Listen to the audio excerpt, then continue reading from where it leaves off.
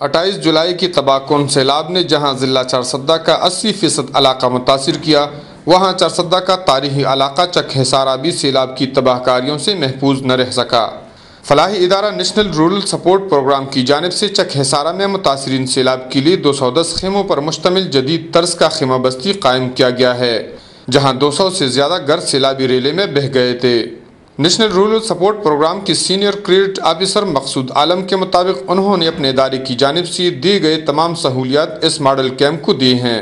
اس خیمہ بستی میں متاثرین کے لیے صاف پانی، بجلی اور لیٹرین کی سہولیات کے علاوہ متاثرین کو تیار کھانا، راشن اور طبی سہولیات بھی فراہم کی جا رہی ہے۔ کیمپ کے انتظامیہ کے مطابق اس خیمہ بستی میں متاثرین سیلاب کو اپنی مرضی کے مطابق کھانا پکانے کی سہولت بھی فراہم کی گئی ہے۔